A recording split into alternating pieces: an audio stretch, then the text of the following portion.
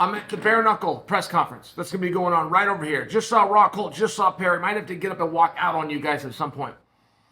But I came across the headline. Damon Martin wrote this, put this up at Junkie, and it's Justin Gaethje. And Gaethje's saying that he's confident that his next fight is going to be against Dustin Poirier.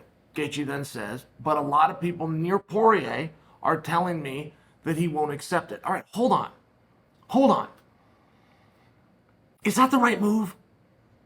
I can't remember, man. I've been following this sport for how long? Since my junior year of high school, which was 1993, when Jeff Williams and I went down and had to rent this at a video store in West Lynn, go back to his parents' house and put it in the machine. I mean, I've been around that long. I've never tried to get in the way of somebody fighting. I am annoyed when people try to get in the way. If you got two guys and they're the top guys and they want to fight, it sounds as though your job just got done for you. When you find two guys real close to each other in the rankings, odds makers don't know, split down the middle phase, and they want to fight, we're about done here, aren't we? Well, I don't know, because Justin Gaethje never really speaks up. Like, if Justin Gaethje made it clear that he wanted something within the sport, I think that we would have to band together and try to get it for him. Just as a guy who's given us so much entertainment and never asked for anything, it would seem as though we would then need to go and get it for him. But the same thing would be said for Poirier.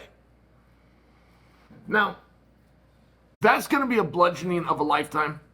If those guys want to go and do that, right? They got the backstory. Their first fight was an absolute slugfest. Who could hold up longer is all that was about. It wasn't about speed or power or combinations or jab. It wasn't about experience or youth or reach or anything. It was about who can hold up longer. Both of them gave it their all, period. 100%, they both went out there and gave.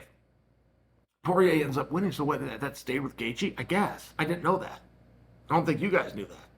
I don't think any of us knew that that's the one for Justin Gaethje. That's the one that got away. And you know what? I'm still not convinced it is. I'm not sold on the idea that Gaethje wasn't asked for a call out, encouraged to call someone out, and just said the first name that came to him. I'm not convinced that that's not what this is. And you want to know I have a problem with it? That's the wrong words, by the way. That's the wrong words. I would be very excited for that match. I would look forward to that match. I would hope that that match is 3 rounds. By the way, them two should not be in there for 5. I'll share this with you. I digress into that. Let me share this with you, though. You have 2 guys who are number 1 contenders right now. Thank you, brother. 2 guys that are number 1 contenders right now. Meaning they could fight for the world championship and none of you can play. So,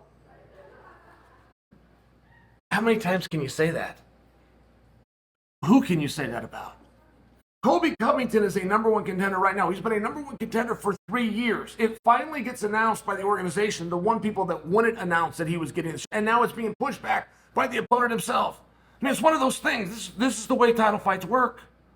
We always bitch. We always complain. There's always a better idea. Adesanya's getting there. He gets another shot, but it should be Whitaker versus PR. I mean, these are real narratives that are going on right now, and we're all part of it. We love the confusion.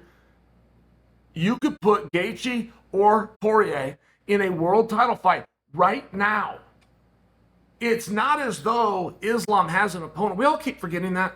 And I'm well aware that as a community, we have decided that Charles and Benny are going to fight. Whoever wins that is going to fight Islam. I'm aware that we've all decided that. I also subscribe to that. I just have to remind you as the adult in the room, that's never been said, not by Dana. Not by Charles, by Benny, or by Islam for that matter. Not even by Ali. Nobody has said that, but we all believe it to be true. So I'll just share with you, and let me just paint a scenario. Okay, those guys are going to fight. So they're busy. They're busy. Volkanovski made a deal to not bring USADA in over the IV bag if in exchange he can get a rematch, but he's busy with Rodriguez in the interim title anyway. And I'm just sharing with you, there's only 2 guys available. Fitzayev took the bump. Patty's apparently in a hospital getting a leg fix that broke 5 months ago. There's only 2 guys that are even available.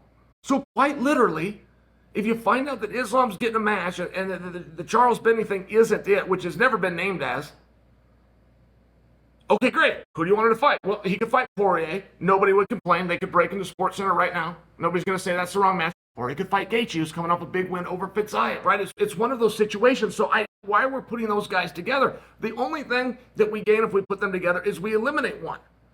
Don't forget, that match doesn't just instantly become a number one contenders match. I mean, you got Charles versus Benny.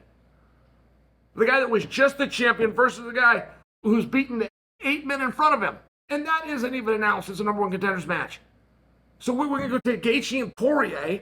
We're going to bludgeon. We're going to take some time off of their career. Oh, and by the way, we're not even sure this number one contenders match, but we do know whoever loses for sure is never getting a title shot again. I don't know, man. Is this really the direction that Gaethje wants to go?